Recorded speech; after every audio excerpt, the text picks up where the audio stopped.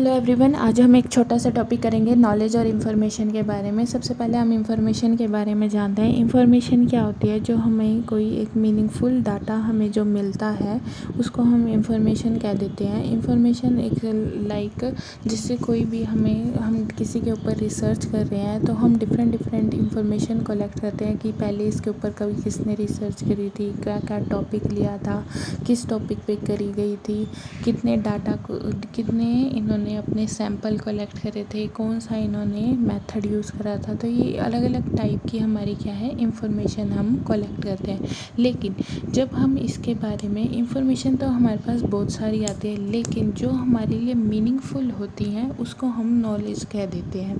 For example मैं किसी के ऊपर रिसर्च कर रही हूँ, जैसे मैंने इंफॉर्मेशन मिला कि रिसर्च कर, तो जो मेरे लिए रिसर्च जो मैंने अपनी इंफॉर्मेशन कलेक्ट की, जो मेरे लिए मीनिंगफुल इंफॉर्मेशन होगी उसको हम नॉलेज का नाम दे देते हैं। आपको मैं सिंपल सा अगर एग्जांपल दूँ तो आप स्कूल का लगा लो। जैसे स्कूल में हमें बहुत सारा, जैसे कहीं पे किसी स्कूल में हमारा फंक्शन हो रहा है, तो अगर आप किसी क्लास को पढ़ा रहे हो 6th-7th को, और आपके पास 6th-7th को और उन्होंने कहा कि हमारे स्कूल में फंक्शन होगा, तो आपके पास सारे बच्चों के नाम आ गए कि कौन कौन क्या पार्टिसिपेट कर रहा है।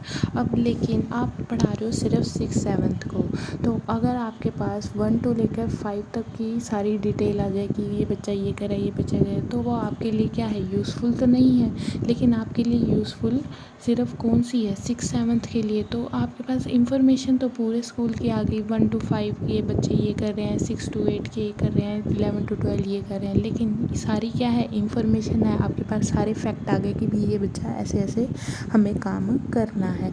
लेकिन नॉलेज क्या कहलाती है? नॉलेज जो हमारे आपके पास क्या रहेगी, सिर्फ 6th और 7th की जिस क्लास को आप पढ़ा रहे हो वो आपकी नॉलेज कहलाई जाएगी।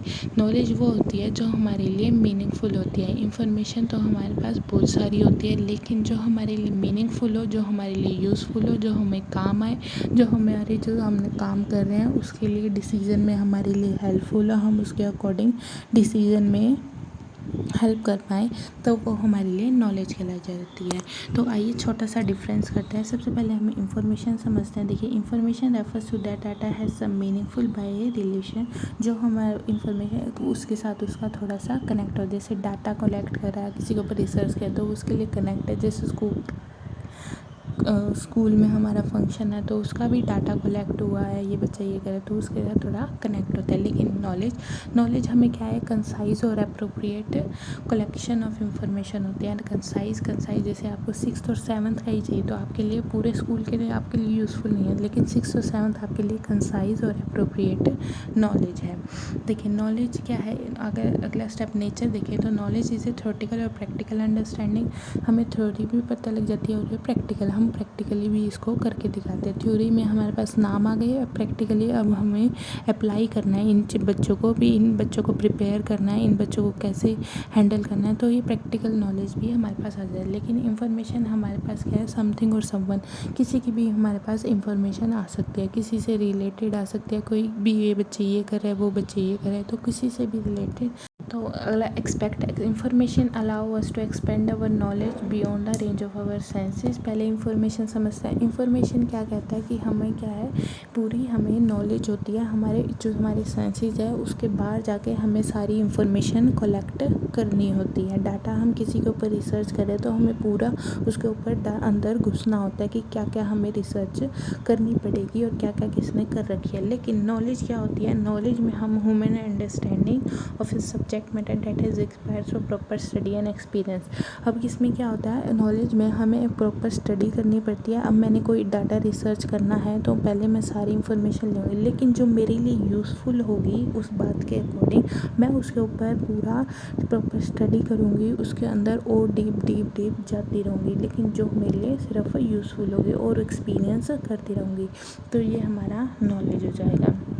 हम बेसिस है।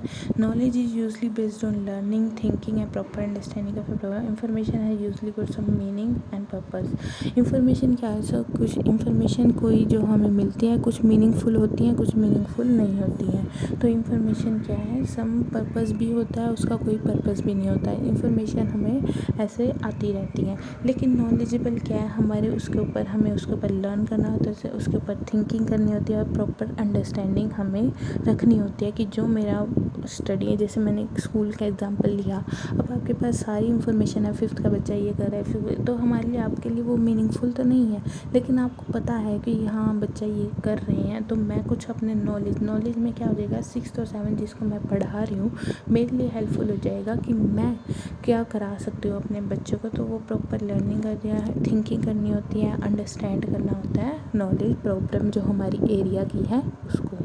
अब है origin, knowledge is drive from information, information is drive from data. ये तो है ही, पहले हम डाटा मिलता है भी हमारा स्कूल में फंक्शन है, फिर हमें इंफॉर्मेशन मिलती है ये बच्चा ये करा है, फिर हम उसके ऊपर स्टडी करके डीप स्टडी करके नॉलेज कलेक्ट करते हैं कि मैं अपने बच्चे को क्या करवा सकती हूँ। नॉलेज कहाँ से ड्राइव होती है, इंफॉर्मेशन से। Thank you for watching, bye, take care, please like share subscribe भी ज़रूर करना।